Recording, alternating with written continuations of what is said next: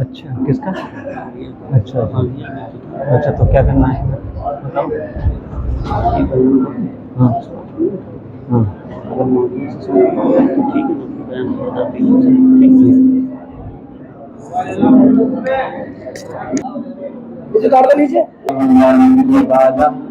اما بعد قال الله تبارك وتعالى في القرآن المجيد والفرقان الحميد أعوذ بالله من الشيطان الرجيم بسم الله الرحمن الرحيم الذين آتيناهم الكتاب ويتلون حق تلاوته أولئك يؤمنون به صدق الله العظيم. وقال النبي صلى الله عليه وسلم إن الله فرض صيام رمضان وسننت لكم قياما أو كما قال عليه الصلاة والسلام. محترم سامعین اکرام، میرے دینی ایمانی بھائیوں، یہ مجلس ختم قرآن کی ہے اور آج جو ہے جمعے کی رات ہے اور یہ عشرہ مغفرت کا عشرہ ہے. یعنی بیک وقت 4 چیزیں قبولیت دعا کے لیے اکٹھی ہو گئی ہیں. ایک قرآن کریم کا ختم، دوسرا رمضان المبارک کا مہینہ، تیسرا مغفرت والا عشرہ، چوتھا جمعے کی رات. حدیث میں 4 موقعوں پر فرمایا کہ دعا قبول ہوتی ہے. ختم قرآن کے موقع پر بھی دعا قبول ہوتی ہے. آپ لوگ برسوں سے یہ منظر دیکھتے چلے آ رہے ہیں کہ قرآن کریم کہیں گودام میں، کہیں مسجد میں، کہیں مدرسوں میں، مکتبوں میں جب مکمل کیا جاتا ہے، چاہے تراویح میں مکمل پڑھا اور سنا جائے یا بچے چھوٹے موٹے ننھے منھے بچے ناظرہ قرآن مکمل کریں یا حفظ مکمل کریں، تو اس بچے کے عزیز و اقارب، محلے کے لوگ، دین سے محبت رکھنے والے لوگ اور تراویحوں میں تراویح پڑھنے والے اور اہل محلہ اکٹھے ہو جاتے ہیں. کیوں؟ اس لیے کہ اللہ کے رسول صلی اللہ علیہ وسلم نے فرمایا عند کل ختمۃ دعوۃ مستجابۃ، ہر ختم قرآن کے وقت ایک دعا قبول ہوتی ہے. تو ہم سب دعاؤں کے محتاج ہیں، قبولیت دعا کے بھی محتاج ہیں. دل سے یہ چاہتے ہیں کہ دعا ہماری قبول ہو جائے، لیکن حال یہ ہے ہماری 60 سالہ 40 سالہ 20 سالہ زندگی کا حال یہ ہے کہ رات میں دروازے پہ لاک لگا دیا تو مطمئن ہو جاتے ہیں، حفاظت کا یقین ہو جاتا ہے. بیمار ہیں اور دوا کھائی اور دوا کھاتے ہی شفا کا یقین ہو جاتا ہے، دل سکون میں آ جاتا ہے. اور اسی طریقے سے بہت سارے موقع ہیں کہ ہم اس کام کو کر لیتے ہیں اور ہمیں اطمینان اور سکون حاصل ہو جاتا ہے. لیکن دعا کے سلسلے میں ایسا کیا ہے کہ دعا کرنے کے بعد سکون نہیں ہوتا، یقین نہیں ہوتا کہ قبول ہوئی ہے یا نہیں ہوئی ہے. سکون دل میں کیوں نہیں اترتا؟ اس کی وجہ یہ ہے کہ ہم نے دعا کو رسمی بنا رکھا ہے. کوئی بھی چیز رسم ہو اس کے فیض نہیں ہوتے، اس کی برکات حاصل نہیں ہوتی. ہاں اگر وہ عبادت ہو، عبادت کے طریقے پر کیا جائے تو اس کے برکات نظر آتے ہیں، ان کے انوارات بھی محسوس ہوتے ہیں. ہماری دعاؤں کا حال کیا معلوم؟ حالانکہ دعا کے بارے میں اللہ کے رسول نے فرمایا الدعاء هو العبادہ والدعاء مخ العبادہ، کہ دعا عبادت ہے، مانگنا عبادت ہے. مانگنا دعا عبادت کا مغز اور نچوڑ ہے.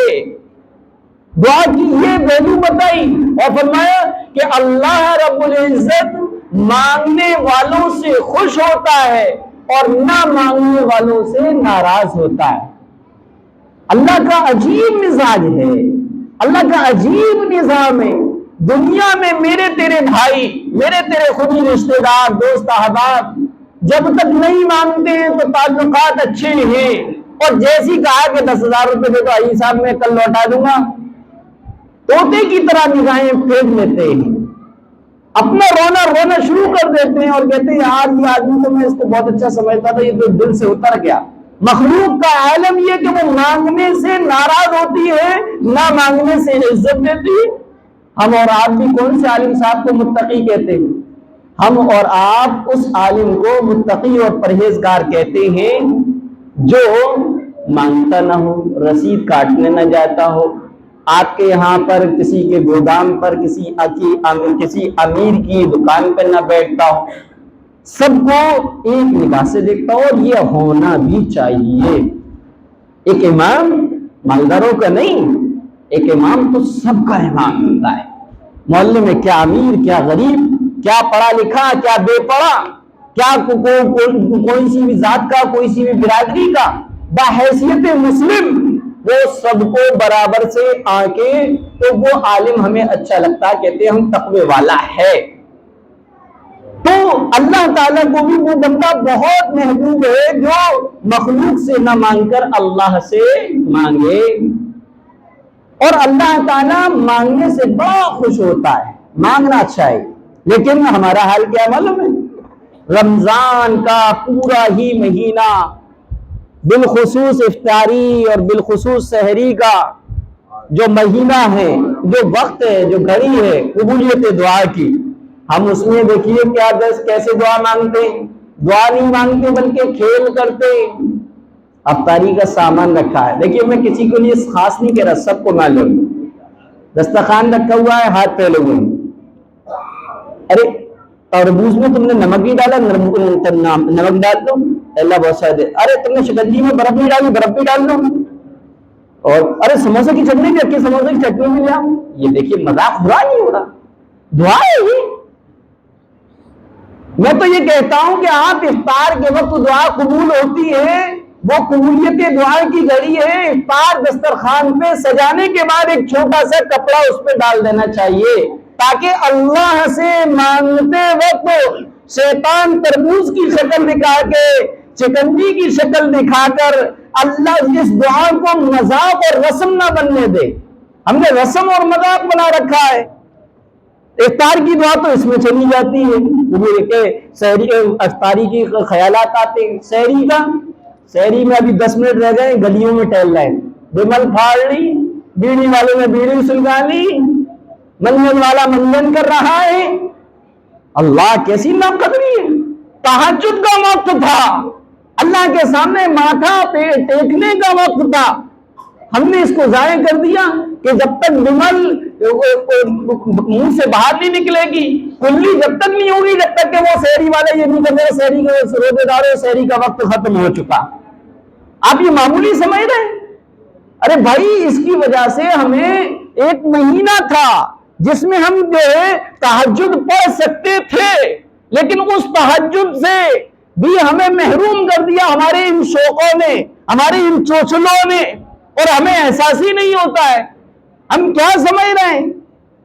بھائی سحری آپ نے 5 منٹ پہلے ختم کری، 10 منٹ پہلے ختم کری، وضو بنائیے، 2 4 6 8 رکعتیں آپ تہجد کی پڑھ لیجئے گا۔ تہجد تو اللہ کی محبوب ترین عبادت ہے۔ اللہ کے رسول صلی اللہ علیہ وسلم نے فرمایا تم تہجد پڑھا کرو، کیونکہ تم سے پہلے اللہ کے نیک بندوں کی عادت یہ رہی ہے کہ وہ تہجد پڑھا کرتے تھے۔ تو اس طریقے سے ہم نے اس کو مطلب کہ ضائع کر دیا، وہاں پر دعا نہیں مانگی۔ وَبِالْأَسْحَارِ هُمْ يَسْتَغْفِرُونَ، اللہ تو کہہ رہا ہے سحری کے وقت استغفار اور مغفرت کے چاہنے والے، ہم جو ہے بیڑی کو جلانے والے، سگریٹ کے دھوؤں کے چھلوں کو نکالنے والے، اور بمل کو منہ میں ڈال کے پک پک کرنے والے ہو گئے۔ اب آئیے گا، اب یہ جو دعا کا وقت ہوتا ہے، اس دعا کے وقت میں کیا ہوتا ہے؟ جس طرح اتنی بے دلی کے ساتھ مانگتے ہیں، اتنی بے دلی کے ساتھ مانگتے ہیں کہ مانگنے سے پھر دل کہاں مطمئن ہوگا، کہاں دل میں سکون آئے گا۔ دوا کھا رہے یقین کے ساتھ کہہ رہے ہیں کہ شفا مل جائے گی، دوا کھاتے ہی آپ کو سکون مل جاتا ہے، گھر کے دروازے کو لاک کرنے کے بعد آپ کو یہ سکون مل جاتا ہے اب ہم حفاظت میں آ گئے، اب ہماری حفاظت ہو گئی، ان سب کام کو کرتے ہیں اور آپ کا دل سکون میں آ جاتا ہے۔ دعا مانگتے ہیں تو سکون میں کیوں نہیں آتے؟ کیونکہ دعا مانگنے کو ہم نے رسمی بنا رکھا ہے۔ دعا کو عبادت سمجھیے گا، دعا ایسے مانگیے گا جو اللہ تبارک و تعالیٰ کو بے حد پسند ہو، اللہ کو گر گرانا پسند ہے۔ پیارے آقا حضرت محمد صلی اللہ علیہ وسلم نے فرمایا کہ دعا مانگتے ہوئے میں رویا کرو، اگر رونا نہ آئے تو رونے جیسی شکل بنا لیا کرو۔ اور پھر فرمایا کہ اگر کسی بندے مومن یا بندے مومنہ کے آنکھ سے مکھی کے سر کے برابر آنسو کا اگر قطرہ نکل جائے تو یہ اللہ تبارک و تعالیٰ کے ہاں مغفرت کا ذریعہ بنے گا۔ دوزخ سے گزرتے ہوئے میں یہ آنسو کا معمولی سا قطرہ کس قدر کام آئے گا، آپ حدیث کو پڑھ کر محسوس کر سکتے ہیں۔ مشاہدہ تو مرنے کے بعد ہی ہوگا۔ دوسرا رسم کیا بنا رکھی ہے؟ دیکھیے دعا کے اندر ایک طریقہ کیا، جیسی دعا آپ نے ہاتھ اٹھائی، یہ ہاتھ اٹھانے کے بعد آخر میں جب دعا ہو جائے تو چہرے پر ہاتھ پھیرنا چاہیے، حتیٰ کہ آپ کے آنسو اگر نکلے ہوئے تو آنسو جو ہے چہرے پہ ہی پھر جائیں، یہ سنت ہے۔ لیکن ہمارے یہاں کہاں کیا ہوتا ہے، عجیب سے رسم سی چلی ہے، امام صاحب بھی، مولانا صاحب بھی، عوام بھی، وہ کیا ہے دعا مانگنے سے پہلے یوں کرتے ہیں، پھر اس کے بعد یوں چہرے پہ پہلے پھیرتے، پھر ہاتھوں کو اس طرح ملتے، پھر آپ ہاتھ اٹھاتے۔ یہ دعا مانگنے سے پہلے چہرے پر ہاتھ پھیرنا یہ سنت نہیں ہے۔ دعا کے ختم پر ہاتھوں کو چہرے پر پھیرنا یہ سنت ہے، اور اس سنت میں حکمت یہ ہے کہ اگر آپ کے آنکھ سے نکلنے والا ایک بھی آنسو تھا وہ آنسو چہرے پر چپڑ لیجئے، کیونکہ جہاں پر اللہ کے ڈر سے نکلنے والا آنسو جو لگ جاتا ہے، اللہ بدن کے اس حصے کو اور اس کے طفیل میں پورے بدن والے کو، صاحب بدن کو دوزخ کی آگ پر حرام کر دیتا ہے۔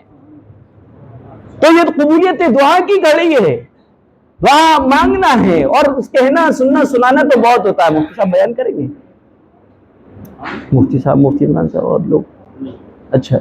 تو دعا مانگنا تو بہت، کہنا کہوانا تو بہت ہوتا ہے، اصل تو عمل کرنا ہے۔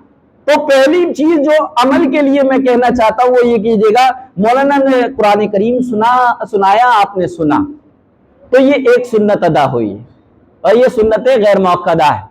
سنت موقدہ اور غیر موقدہ کیسے کہتے ہیں؟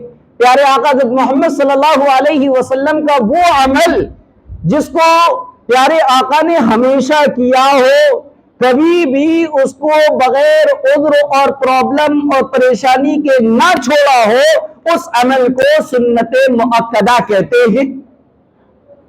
جیسے کہ اللہ کے رسول صلی اللہ علیہ وسلم نے فرمایا، جو 5 وقتہ نمازوں میں 12 رکعت سنت مؤکدہ کے پڑھنے کا اہتمام کرتا ہے، اللہ تعالیٰ اس کے لیے جنت میں ایک محل تعمیر فرما دیتا ہے۔ 12 رکعت کون سی ہے؟ فجر میں 2 رکعت سنت مؤکدہ، ظہر میں 4 رکعت سنت مؤکدہ فرضوں سے پہلے، پھر 2 رکعت سنت مؤکدہ فرضوں کے بعد، عصر میں کوئی نہیں ہے، مغرب میں 2 رکعت سنت مؤکدہ، پھر عشاء میں فرضوں کے بعد 2 رکعت سنت مؤکدہ، یہ 12 رکعت مؤکدہ ہوئی۔ تو سنت مؤکدہ پیارے آقا کا وہ عمل کہلاتا ہے جس کو پیارے آقا نے ہمیشہ کیا ہو اور کبھی اس کو بغیر کسی وجہ کے اور بغیر کسی ریزن کے نہ چھوڑا ہو، اس کو سنت مؤکدہ کہتے ہیں۔ تراویح کا پڑھنا سنت مؤکدہ ہے، پورے مہینے تراویح کا پڑھنا سنت مؤکدہ ہے۔ مصنف ابن عبدالرزاق میں، مصنف ابن ابی شیبہ میں احادیث موجود ہیں، تعامل صحابہ ہے، اجماع صحابہ ہے کہ 20 رکعت تراویح جماعت کے ساتھ اللہ کے رسول نے بھی پڑھی۔ آپ کو کچھ لوگ بہکائیں گے، پھسلائیں گے کہ نہیں پڑھی، ارے پڑھی ہے، دیکھو بخاری کو اٹھا کے دیکھو، اللہ کے رسول نے 3 دن پڑھی۔ پھر دور عمر میں حضرت عمر رضی اللہ تعالیٰ عنہ، جن کی شان یہ لو کان نبی لکان عمر، اگر میرے بعد کوئی نبی ہوتا تو وہ عمر ہوتے۔ حضرت عمر رضی اللہ تعالیٰ عنہ نے تمام صحابہ کو اس بات پر اتفاق کیا، رائے اور مشورے سے یہ طے ہوا کہ ایک امام کے پیچھے 20 رکعت تراویح پڑھے ہیں۔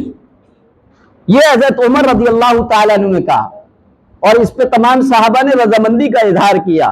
وہ صحابہ بڑے جو غیرت مند تھے، غیور تھے، جرأت مند تھے، ان کی جرأت مندی کا عالم یہ کہ حضرت عمر رضی اللہ تعالیٰ عنہ خلیفۃ المسلمین جب ہوئے، ممبر پہ چڑھے، خطبہ دیا اور کہا کہ اگر میں عمر تمہارا خلیفہ بن کر شریعت کے خلاف کچھ کروں تو تمہارا کیا طرز عمل ہوگا، کیا رد عمل ہوگا؟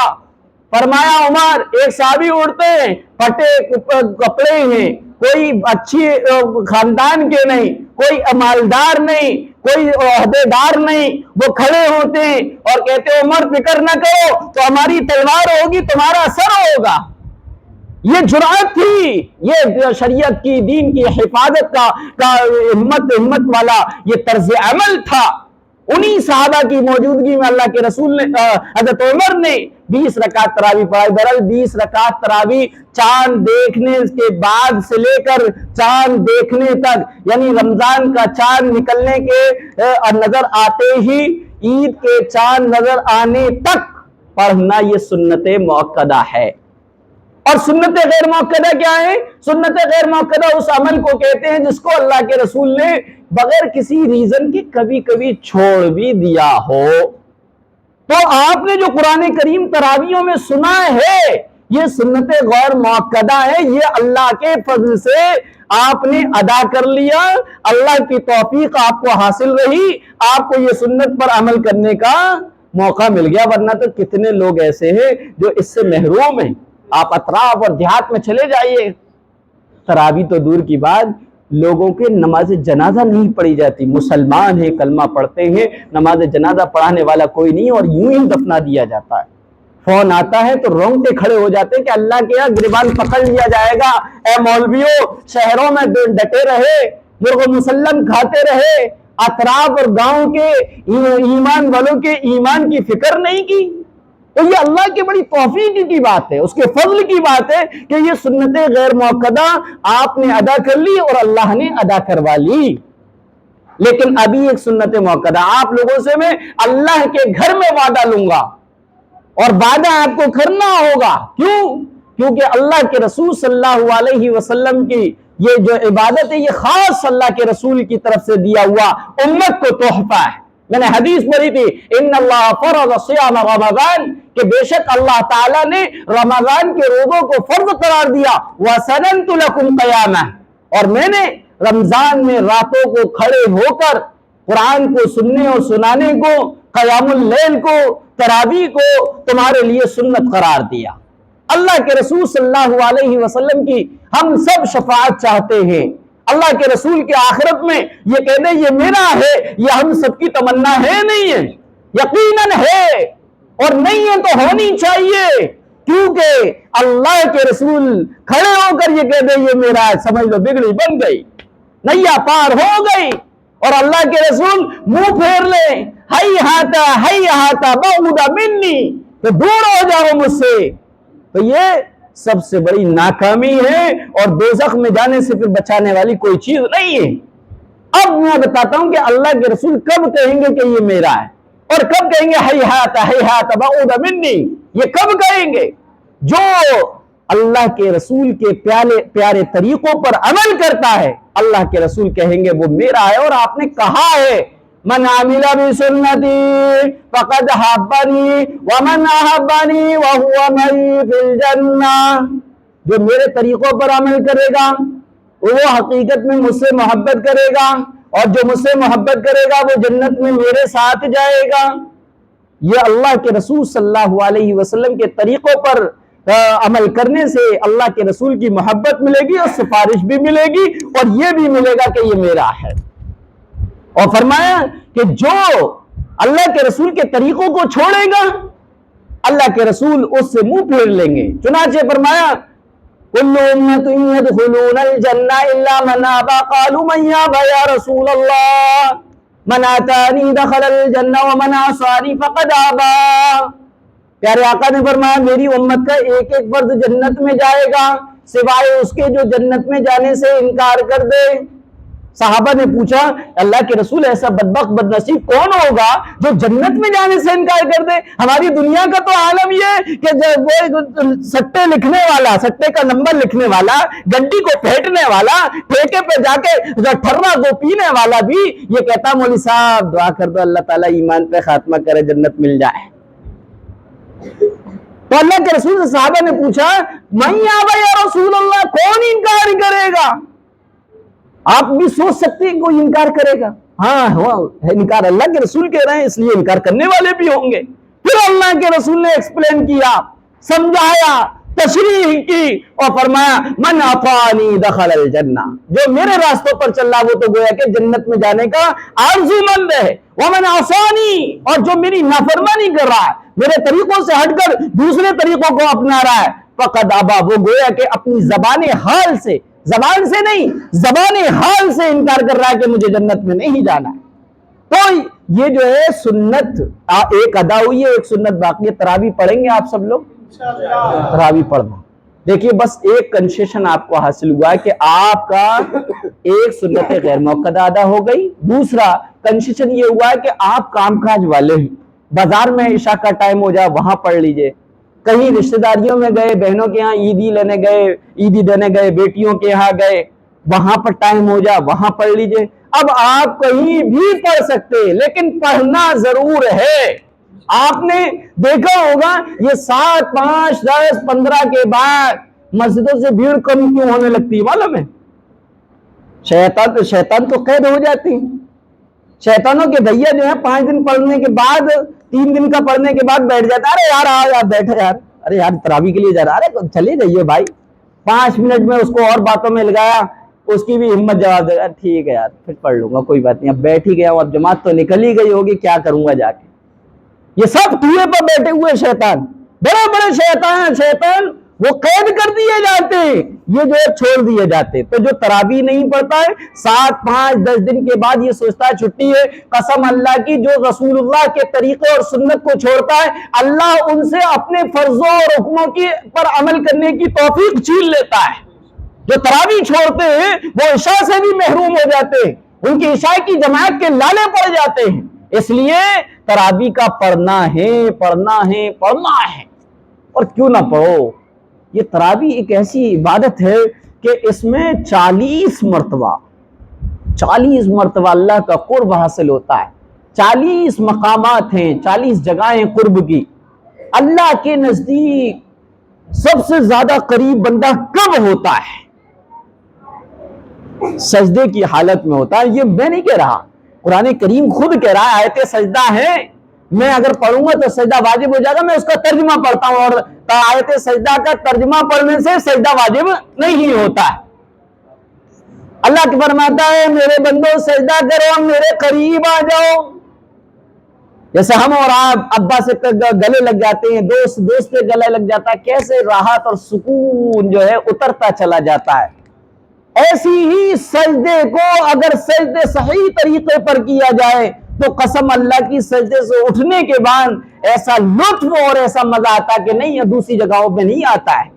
تو یہ 40 سجدے جو اضافہ ہمیں ملا ہے، یہ 40 کو مقام قرب ہیں اللہ کے پاس، اپنے آپ کو پہنچانے کے طریقے اور راستے۔ اس لیے تراویح پڑھیں گے، آپ تراویح پڑھیں گے انشاءاللہ، دعا بھی مانگیں گے، جب بھی دعا مانگے تو اس طریقے سے مانگے اور یہ سمجھ کے مانگے۔ دیکھیے میں بہت کہتا ہوں، مجھے تو اب اللہ سے بہت ڈر لگتا ہے۔ ہم اور آپ کا مزاج معلوم ہے کیا ہے؟ ہم بد دعاؤں سے بچتے، ذرا سا کوئی بد دعا دے دے تو ہل جاتے، تھر تھر آ جاتے ہیں۔ حتیٰ کہ جو تیسرا جینڈر ہے نا، وہی شادیوں میں جو آ جاتے ہیں، ارے جینڈر سمجھ گئے، ارے جو اس طریقے سے بجاتے ہیں وہ آ جاتے ہیں۔ بعض لوگوں نے یہ سمجھ لیا ان پہ جنت کی چابی ہے، یہ بد دعا دے دیتے ہیں۔ نہیں دیتے بد دعا، اگر بد دعا دیں گے تو لگے گی بھی نہیں، یہ تو ظالم ہے، یہ تو اللہ کی تخلیق کو بدل دیا، انہوں نے چینج کر دیا، تو مجرم ہے، پاپی ہیں۔ اللہ نے بنایا تھا ان کو مرد، یہ اپنی جینڈر کو چینج کر لیا انہوں نے۔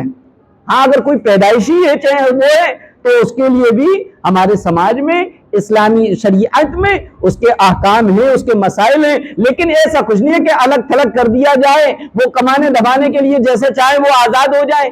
تو تو ہم یہ سمجھتے ہیں کہ ان پہ جنت کی چابی ہے، جو بد دعا دے دیتے ہیں لگ جاتی ہے، اس لیے اگر وہ 10,000 بھی مانگے اور نہ دینے پہ وہ کیا ہے اپنے لباس کو اتارنے کی بات کہتے تو فوراً 10,000 روپے اکٹھے کر کے نکال کے دے دیے جاتے۔ مولانا عبد القادر نے نکاح پڑھایا، اگر انہوں نے کہا بھائی مجھے کچھ کہا نہیں بیچاروں نے، ان کو دے رہے کہ 500 روپے رکھ لو مولانا، ان کی بد دعا نہیں لگے گی۔ قرآن یہ پڑھے، اللہ سے تعلق ان کا رہے، آپ کو نمازیں یہ پڑھوائیں، ان کو 500 روپے میں ٹرکھایا جائے اور ان کو 5,000 دے دیے جائیں، اور تو اور ان کو 500 روپے دینے پہ یہ کہتے ہیں ارے مانگتے نہیں ہے، نکاح کے نہیں مانگتے۔ کہاں لکھا ہے 5 پیسے؟ تو یہ بھی تو بتا دو کہاں لکھا ہے کہ ان کو 5,000 دے دو۔ بہرحال ہم بد دعا سے ڈرتے ہیں نا، لیکن جس کی بھی بد دعا، اللہ کے رسول نے فرمایا اتقوا دعوت المظلوم، مظلوم کی بد دعا سے بچو۔ کیوں؟ یتیم کی بد دعا سے بچو، بد دعاؤں سے بچنے کو کہا ہے، لیکن یتیم کی، مظلوم کی اور لوگوں کی بد دعا قبول ہوتی ہے، لیکن اس میں بالکل یقین نہیں ہے، 100% یقین نہیں ہے، ڈاؤٹ ہے قبول ہو بھی یا نہ ہو، کیونکہ ناجائز دے رہا ہو بد دعا۔ بد دعا اگر ناجائز دے رہا ہے تو کیا ہے نہیں لگتی، ہاں البتہ 3 لوگوں کی ناجائز بد دعا لگ جاتی ہے، بچ کے رہنا آپ لوگ، ماں باپ استاد، ماں باپ استاد، ناجائز بد دعا لگ جاتی ہے۔ اس لیے اللہ کے رسول نے منع فرمایا، ماؤں کو اپنے بچوں کو بد دعا دینے سے منع فرمایا۔ ہماری مائیں بہنیں اگر سن رہی ہوں تو غصہ آئے تو کوٹ لینا، ٹھوک لینا بچے بچیوں کو، لیکن بد دعا نہ دینا۔ اگر بد دعا دینا ہی ہے تو اس وقت اچھی دینا، یہ کہنا، کیا کہنا کہ اللہ تجھے ولی بنائے، اللہ تجھے اپنے دین کا داعی بنائے، اللہ تجھے عالم بنائے۔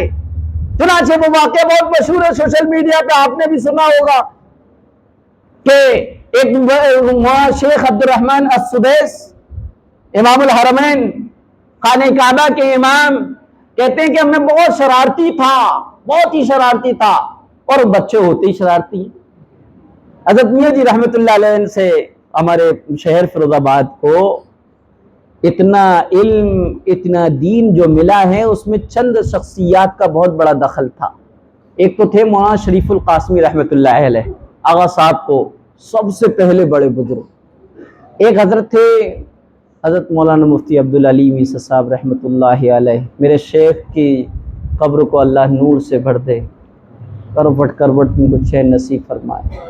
بڑی جد و جہد کی ہے فیروز آباد والوں کے لیے، بڑی دعائیں کری ہیں، انہی لوگوں کی دعاؤں کے وسیلہ ہے کہ فیروز آباد میں اتنا علم، اتنے علماء، اتنے حفاظ، اتنے مفتیان اکرام ہیں کہ آگرہ منڈل میں بھی اتنے نہیں ہیں۔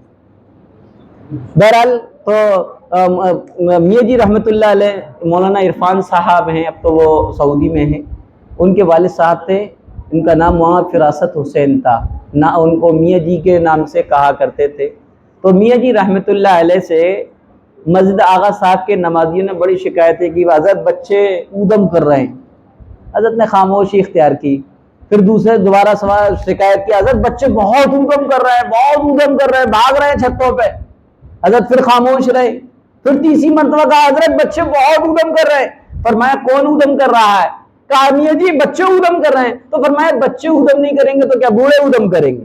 بچے تو اودم کرتے ہی ہیں، اس لیے بچوں کو اودم کرنے دو۔ مسجد میں ہر آدمی اتنا کرے جتنا اللہ کے رسول نے فرمایا، لیکن جو اللہ کے رسول نے فرمایا وہ تو ہم کرتے نہیں، ہاں جو نہیں فرمایا اس کو کرتے ہیں۔ اللہ کے رسول نے یہ کہیں نہیں فرمایا کہ بچے نماز پڑھنے آئیں اور وہ اودم بازی کریں تو ان کو ایسے دھتکار کا بھائی یہاں سے کہا، اتنی برے الفاظ میں ان کو دھتکار دیا جائے، یہ اللہ کے رسول نے نہیں فرمایا۔ اللہ کے رسول نے تو ان کو بھی منع نہیں فرمایا جو دیہاتی پیشاب کر رہے تھے، صحابہ اکرام کا خون کھول اٹھا تھا، وہ ماننے کے لیے دوڑے، لیکن اللہ کے رسول نے کہا نہ نہ نہ کرنے دو کرنے دو۔ جب کر لیا پھر سمجھایا اور کہا کہ بھائی طاہرہ بیتیا، یہ جو ہے اللہ کے وہ گھر ہیں جن کو پاک رکھنے کے لیے اللہ تعالیٰ نے جلیل القدر پیغمبروں کو حکم دیا، طاہرہ بیتیا للطائفین، کہ اے ابراہیم اور اے اسماعیل تم اللہ کے گھر کو پاک رکھو، نمازیوں کے لیے، اعتکاف کرنے والوں کے لیے۔ لیکن ہم تو یہ کرتے ہیں نا، بچوں کو بھگا دیا، بتائیے ایک بچہ پہلے صف میں آ گیا اور اس کو بعد میں آنے والے ملا جی نے دھکیل دیا، ہاں اوپر جاؤ اوپر جاؤ اوپر جاؤ، اس بچے کی کیا فیلنگ ہوگی؟ حالانکہ مسئلہ یہ ہے کہ اگر بچہ سمجھدار ہے تو سب کے درمیان کھڑا ہے تو کھڑے کر لیجئے گا، سب کے درمیان اگر کھڑے ہونے میں وہ اس کے اودم نہ کرنے کے چانس ہے تو 20 صف میں کھڑے کیجئے گا۔ تو بہرحال بچے کو کرنے کے لیے یہ کام دیا، جب ہم بچے کو لے کر آئے تو بچے کو ہر ماں باپ اس کو ادب سکھا، بیٹا تم اللہ کے گھر جا رہے ہو، اللہ کے گھر میں اودم نہیں کرتے، اونچی آواز سے نہیں بولتے، لڑتے نہیں ہیں، جھگڑتے نہیں ہیں، یہ تو کرنا چاہیے، یہ کرتے ہی نہیں ہم، بس بچوں کو بھگاتے۔ بہرحال تو میں یہ کہہ رہا تھا کہ بچوں کو، اور حضرت شیخ عبد الرحمن السدیس بڑے شرارتی تھے، انہوں نے شرارت میں ماں نے کھانا بنایا تو اس میں ریت مٹھی کی لے کے ڈال دی۔ اب ماں نے جب کھانا ہے تو دیگچی سے نکالنے کی جو دیکھا تو ریت ہی ریت تھی، بڑا غصہ آیا، بڑا تیش آیا اور کہا دور ہو جا میری نظر سے، تجھے اللہ خانہ کعبہ کا امام بنائے۔ قبولیت دعا کی گھڑی تھی۔ شیخ عبد الرحمن السدیس نے حرم میں خطبہ دیتے ہوئے اپنا یہ واقعہ بیان کیا روتے ہوئے کہ آج جو یہ عزت ہے جو میری ماں کی دعاؤں کا وسیلہ ہے، تو ماں کی بددعا سے بھی بچنا چاہیے۔ میں تو یہ کہتا ہوں بھائی دیکھو، ہم مولویوں اور مفتیوں کو آپ ہدیہ لا کے دیتے ہیں، آپ بڑی خدمت کرتے ہیں، اگر اللہ نے آپ کی والدہ کو دے رکھا ہے تو آپ کی والدہ سے بڑھ کر اور آپ کے والد سے بڑھ کر آپ کے لیے کوئی دنیا میں بزرگ اور قطب اور ابدال ہو ہی نہیں سکتا۔ اس لیے جو لوگ مولانا لوگوں کی، امام صاحبوں کی خوب خدمت کرتے ہیں، ماں باپ کو اگنور کرتے ہیں، قسم اللہ کی کوئی گارنٹی نہیں ہم لے کر آپ کے ہدیے لے کر دعا کرے بھی یا نہ کرے، لیکن آپ ماں باپ کو اگنور کر رہے ہیں تو یہ اللہ دیکھ رہا ہے، کچھ بھی کام نہیں آنے کا۔ کبھی ان کے پاس بیٹھ جائے، ان کو کوئی لوب نہیں ہے، بس 10 منٹ بیٹھ جایا کرو، اماں جان کیسی ہیں آپ، کوئی بات ہو تو بتائیے، بس ان کو یہی سکون مل جائے گا۔ ابا جان کیسے ہیں، بیٹھ جائیے گا، تو ماں باپ کی جو ہے قدر کیجیے گا۔ بہرحال دعا کے بارے میں نے بتایا کہ الدعاء مخ العبادہ، دعا عبادت کا مغز ہے، تو دعا کے طریقے پر ہونا چاہیے، اور دعا مانگتے ہوئے یہ سوچنا چاہیے کہ اللہ تبارک و تعالی جو ہے یقین کے ساتھ مانگے، اللہ تعالیٰ دے گا اور دیتا ہے، اور بڑی تفصیل ہے جو میں آپ کو پہلے بھی بیان کر چکا ہوں۔ قبولیت دعا کے 3 طریقے ہیں، جو مانگا وہ مل جاتا ہے، اور وہ اس لیے مل جاتا ہے اللہ ہمارا خالق ہے، وہ جانتا ہے کہ میرا بندہ مانگ رہا ہے اور اس کو دیا جائے تو اس کے لیے کوئی دنیا اور آخرت کا نقصان بھی نہیں ہے، تو اللہ تعالیٰ دے دیتا ہے۔ دوسرا طریقہ یہ ہے کہ آپ نے جو مانگا وہ اللہ نے نہیں دیا، لیکن اس کے بدلے میں آپ کے اوپر، آپ کے خاندان اور اہل و عیال کے اوپر جو مصیبت آنے والی تھی، اللہ نے اس مصیبت کو ٹال دیا، یہ ہمیں نظر نہیں آتی لیکن قبول ہوتی ہے۔ تیسرا درجہ یہ ہے کہ اللہ تعالیٰ سے جو کچھ دنیا میں مانگتے ہیں وہ دنیا میں نہیں ملتا، بلکہ اللہ تبارک و تعالیٰ اس کا اجر و ثواب آخرت میں عطا فرماتا ہے۔ یہی وجہ ہے کہ اللہ کے رسول نے فرمایا قیامت کے قریب بہت سے لوگ یہ آرزو و تمنا کریں گے کاش کہ دنیا میں ہماری ایک بھی دعا قبول نہ ہوتی اور سب کا اجر ہمیں یہیں پر مل جاتا۔ تو بہرحال اللہ تعالیٰ سے دعا کرے کہ اللہ تعالیٰ سے جو بھی ہم نے تراویحیں پڑھی ہیں، ما عبدنا کا حق عبادت، جیسے حق تھا ویسے نہیں پڑھی، جیسا حق تھا ویسے نہیں پڑھی، بڑی کوتاہیاں کی، قرآن پڑھا جا رہا، باتیں کر رہے، قرآن پڑھا جا رہا ہے، ٹانگیں قبلے کی طرف پھیلا رہے، قبلے کی طرف ٹانگیں پھیلانا منع ہے بھائی، کیسے سمجھایا جائے؟ گٹکھا کھا رہے، یہ عجیب معاملہ ہے، کچھ سمجھتے نہیں ہیں، کچھ ریزن نہیں آتا۔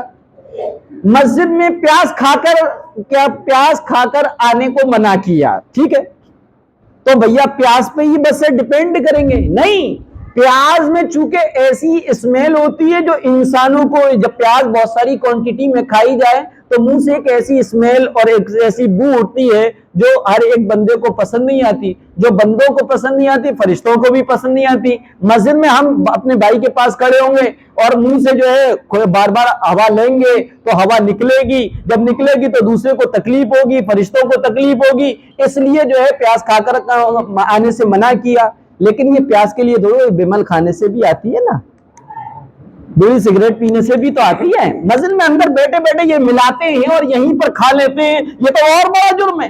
کوئی جماعتی اگر بیچارہ پیاز کاٹ رہا ہے بنانے کے لیے مسجد کے باہر حصے میں، تو بھیا سب لوگوں کو جو ہے یاد آ جائے گا دین و شریعت، اور اسی منزل میں کوئی جو ہے ومل ہلا کے ملا رہا ہو وہیں پر ہی ڈال کے کھا رہا ہے تو کہیں نہیں معلوم ہوتا، پتہ نہیں کیا ہو گیا۔ اسی طریقے سے جو اصل وجہ ہے وہ نہیں سمجھ پاتے۔ آپ نے دیکھو گا 3 دن 5 دن 7 دن 10 دن 9 دن کی ہم آرا عالم کہہ دیتا ہے، کچھ عالم تو کہتے ہیں ناجائز ہے حرام ہے، اور کچھ عالم خود پڑھا رہے ہوتے ہیں 7 دن کی بھی 3 دن کی بھی 4 دن کی بھی وہ بھی پڑھا رہے ہوتے ہیں۔ اب یہ ایسے الگ الگ کیوں ہیں؟ ارے بھائی عالموں کا بھی کام ہے عوام کو اچھی طریقے سے سمجھائیں، ایکسپلین کریں، ان کو بدزن نہ ہو۔ علماء سے عوام بدزن ہو چکی ہے کہ یہ اپنی ماری حلال کر لیتے ہیں، جس کو چاہتے ہیں جائز قرار دیتے ہیں، جس کو چاہتے ہیں ناجائز قرار دے دیتے ہیں، حالانکہ علماء کو یہ اتھارٹی حاصل نہیں ہے۔ علماء کے پاس مسائل بنانے کی فیکٹری نہیں ہے، ان کو تو مسائل بتانے کی اتھارٹی ہے۔ مسائل قرآن میں، مسائل حدیث میں، مسائل مجتہدین نے جو قرآن اور حدیث سے نکال کر اخذ کر رکھے ہیں وہ بتا سکتا ہے، وہ بنا نہیں سکتا۔ وہ وجہ کیا ہے؟ وجہ یہ ہے کہ قرآن کریم کو اتنی جلدی پڑھا جائے کہ قرآن کے صحیح الفاظ ادا نہ ہو، یہ وجہ ہے، یہ ہے۔ اب اگر یہ وجہ 27 دن کے قرآن میں بھی پائی جائے گی تب بھی وہ ناجائز ہوگا۔ 10 دن کے قرآن میں بھی اگر ایسی اتنا مطلب کہ برا پڑھا جائے، اتنا غلط سلط پڑھا جائے اور اتنا جلدی پڑھا جائے کہ کچھ سمجھ میں یہ کر لیا جائے، کچھ سمجھ میں آئے؟ نہیں آیا نا؟ ایسا قرآن اللہ پڑھنے والے پہ لعنت فرماتا ہے۔ تو یہ وجہ ہے، اس وجہ کو دیکھ لیجئے۔ اب جو لوگ 10 دن کی کر رہے ہیں وہاں قرآن اچھا پڑھا جا رہا ہے تو بالکل جائز ہے، 3 دن کی پڑھ رہے ہیں اور قرآن بالکل سمجھ میں آ رہا ہے، بالکل جائز ہے۔ یہ کہ ایک ساتھ یہ کہہ دینا کہ 3 دن کا ناجائز ہے حرام ہے، 7 دن کا حرام ہے ناجائز ہے، اور دوسری طرف دوسرے لوگ پڑھنے والے بھی علماء ہیں اور پڑھانے والے بھی، اور جہاں ہو رہی ہے وہ بھی علماء مفتیان اکرام ہے، تو عوام تو ڈیوائیڈ ہو جاتی ہے۔ تو اصل وجہ کیا ہے؟ اصل وجہ ہے قرآن کریم کا صحیح طریقے سے پڑھنا۔ جہاں صحیح طریقے سے پڑھنا پائے جائے گا، چاہے وہ 3 دن ہو، چاہے 10 دن ہو، چاہے 1 دن ہو، چاہے 15 دن ہو، جائز ہے، درست ہے۔ اور جہاں قرآن کریم کو صحیح طریقے سے نہ پڑھا جائے وہ کتنے ہی دن کا ہو، درست نہیں ہے۔ بہرحال تو قرآن کریم کو آپ نے تراویح میں سنا ہے، بڑی کوتاہیاں ہوئی ہوں گی، بڑی کوتاہیاں ہوئی ہوں گی۔ اس کوتاہیوں پر اللہ تعالیٰ سے معافی مانگنی ہے، اقرار یہ کرنا ہے اے اللہ جیسے تیرے کلام کا سننے کا حق تھا ویسا حق ہم نے ادا نہیں کیا، بڑی کوتاہیاں کی ہیں۔ ہم لوگ تراویح پڑھتے ہیں، 2 ہی طرح کے لوگ ہوتے ہیں، یا تو سوتے ہیں یا کھوتے ہیں۔ ایک رکعت میں مولانا عبد القادر بیٹھ جاتے ہوں گے، یا بیٹھ گئے ہوں گے، ویسے تو نہیں بیٹھے ہوں گے لیکن اگر بیٹھ گئے ہوں گے 2 کی جگہ 3 پڑھا دی ہوں گی تو شاید ہی کسی کی طرف سے لقمہ آیا ہو۔ ہاں سلام پھیرنے کے بعد ہاں 2 ہو گئی، ہاں مجھے بھی لگ رہا 3 ہو گئی ہیں، نہیں میں 2 ہی ہوئی ہیں، ارے نہیں یار مجھے لگ رہا 3 ہوئی ہیں۔ یہ جو ہے ہمارا حال ہے، یا تو سوتے ہیں یا کھوتے ہیں۔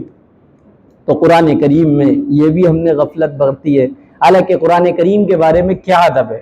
وَإِذَا قُرِئَ الْقُرْآنُ فَاسْتَمِعُوا لَهُ وَأَنصِتُوا لَعَلَّكُمْ تُرْحَمُونَ۔ قرآن کریم پڑھا جائے تو غور سے سنو، خاموش رہو، اور غور سے سنو، خاموش رہو۔ نماز میں ہو، نماز سے باہر ہو، تراویح میں ہو، ویسے ہو، قرآن کریم جب پڑھا جائے تو خاموش رہو، غور سے سنو، غور سے سنو۔ ہاں دیکھیے 3 نمازیں، عشاء ہیں، مغرب ہیں، فجر ہیں، اس میں دو حکم ہیں، کیا ہے؟ غور سے سننا بھی ہے اور خاموش بھی رہنا ہے۔ جب امام قرات کرتا ہے تو مقتدی کیا کرتے ہیں؟ بس غور سے سنتے ہیں، خاموش رہتے ہیں، الحمد نہیں پڑھتے، اگر پڑھتے ہیں تو نہیں پڑھنا ہے آپ لوگ، اور سورت بھی نہیں پڑھتے، بس سبحانہ پڑھ کے خاموش ہو جائے۔ اگر امام کے ساتھ آپ شروع سے شامل ہوئے ہیں تو جتنی دیر امام جو وقفے خاموشی لیتا ہے اس وقفے خاموشی میں آپ کو سبحانہ پڑھنا ہے، لیکن آپ جب آئے، جب امام قرات شروع کر چکا تھا تو اللہ اکبر کہہ کر بغیر سبحانہ پڑھے ہوئے خاموش ہو کر نیت باندھ کے قرآن کریم سننا ہے۔ کب؟ مغرب میں، عشاء میں، فجر میں، تراویح میں، جمعے میں، وتر میں، اور رمضان کے وتر میں اور عیدین میں۔ کیوں؟ غور سے قرآن کریم پڑھا جا رہا ہے، اس لیے دونوں حکم ہے، غور سے سننا بھی ہے، خاموش رہنا بھی ہے۔ ہاں البتہ ظہر میں اور عصر میں قرآن پڑھا جا رہا ہے لیکن آپ سن نہیں رہے، اس لیے غور سے سے سننے کا حکم ختم ہو جائے گا لیکن خاموش رہنے کا حکم باقی رہے گا۔